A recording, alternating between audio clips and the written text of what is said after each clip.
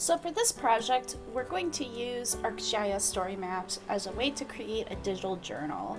So while you're traveling, or if you are just collecting media and other types of content and you want to post it to a journal that you can share online or for an assignment or on a website, there's a really kind of easy way we can do this with story maps. There are a few challenges in that because the program is so linear, it's so up and down, then it causes a lot of scrolling. So if you add a lot of posts and a lot of content to your journal, it'll be a lot of up and down scrolling in the program.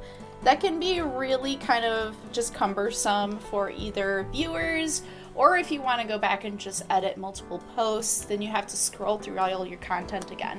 So I'm going to give a couple tips on how to avoid that, and then also just some general ideas for how to format this journal in a way that makes it the easiest to create and the easiest to present. So the first thing we're going to do is I'm going to switch to the editor mode. This is actually just the front-facing preview mode, and I'm going to go to the editor. So I'm going to edit my story. And by scrolling down, the first thing you see is this little bar. This table of contents bar is going to be your best friend while you're creating this journal. It can give you the ability, instead of just scrolling all the time, you can click on different tabs or headings in your table of contents bar and go to different sections of your journal in a much quicker manner. So that's the first thing you want to do. And to turn on the bar, just make sure you click on design and that navigation is switched on. If it's not switched on, the bar just won't show up at all.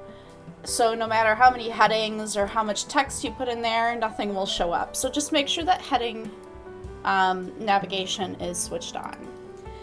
So the second thing we're going to do is, for the purposes of this assignment, I chose to use the Sidecar option. And the reason why this is a good choice instead of just free posting text blocks into the journal is that it does actually create a neat kind of viewer experience. The second part is that it gives you the ability to generate this little counter on the side. So I'm going to scroll down. I'm actually going to collapse my sidecar bar here for a second. Now, as I add posts into my journal, I can put a heading in here. So if you type some text, just select it and make sure that this is set to subheading.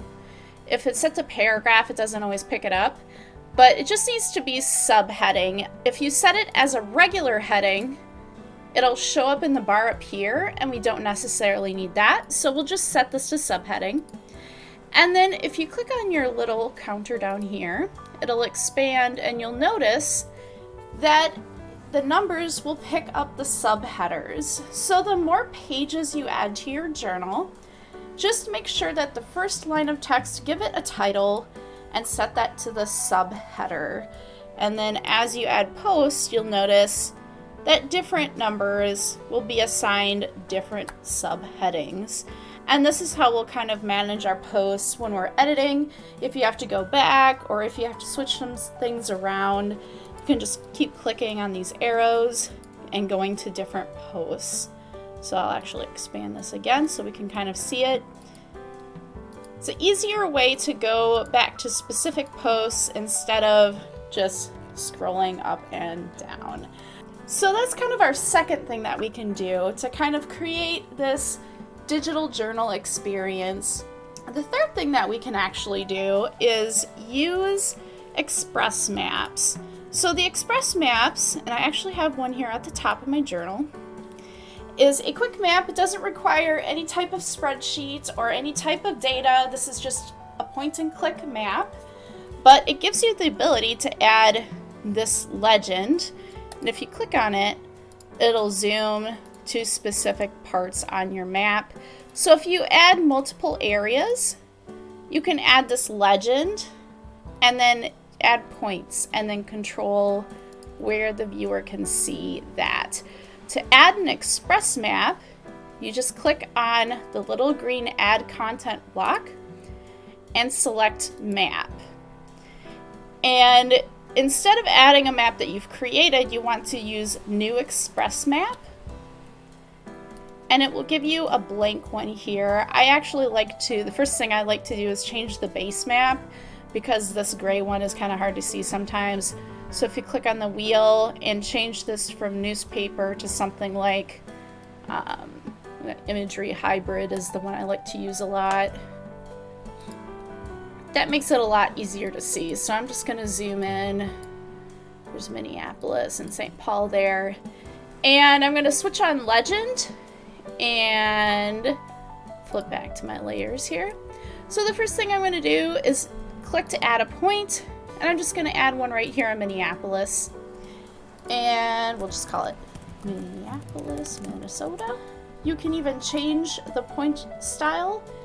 I would actually recommend to change this point based on what your image is, like the composition of your image. So this base map, we wouldn't want to pick something that's dark and green because you'll notice that our point gets kind of lost. So in this type of color, I like to pick yellow,